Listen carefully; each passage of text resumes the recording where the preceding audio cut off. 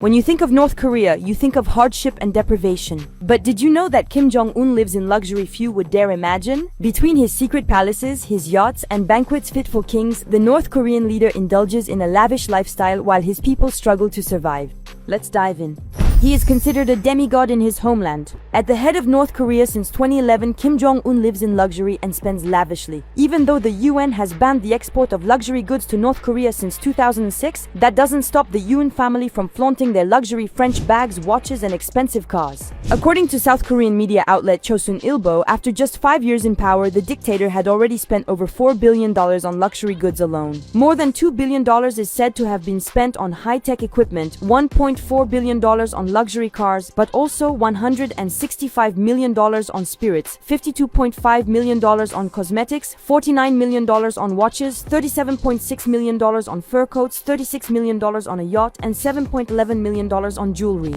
But rest assured, these luxurious purchases are not just for Kim Jong Un. If he spends so much, it's also to reward, or rather build the loyalty of those close to his party. After all, with all the money spent in his first 5 years in power, Pyongyang could have bought the equivalent of 1.5 million tons of rice for its population at a time when 40% of North Koreans were suffering from malnutrition. But one of the dictator's latest extravagances is his armored train, a 5-star bunker so heavy it can't exceed 60 kilometers per hour. Nicknamed the Walking Fortress, the train comprises a wagon at the front to check that the rails are in good condition, a central wagon occupied by the ruler and his trusted entourage, and a wagon at the rear for the rest of the crew and excess luggage. Despite its slightly vintage appearance, the train is equipped with high-tech flat screens so that the dictator can have live briefings. There are also bedrooms, conference rooms, and reception areas. Everything to ensure that Kim Jong Un lacks for nothing, even in the dictator's strictest privacy. When he travels, he only uses his own mobile toilet to prevent his enemies from collecting his feces to find out about his state of health.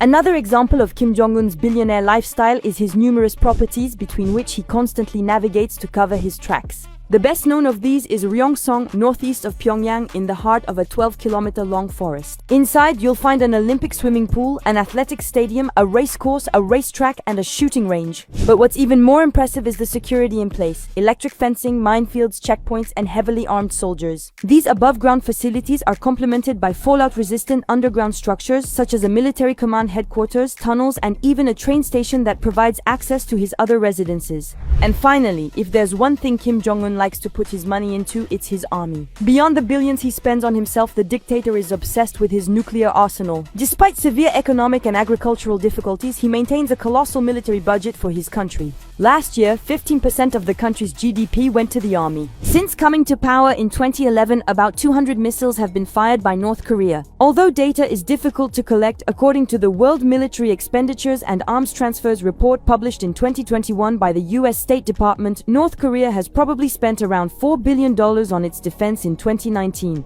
As a proportion of its GDP, this makes it the most militarized country in the world. In short, despite international sanctions between Rolls-Royces, lobster, armored fortresses, and missiles, Kim Jong Un leads the good life of a dictator. For their part, still deprived of fundamental freedoms and suffering from food shortages, the North Korean people don't seem to be Kim's priority.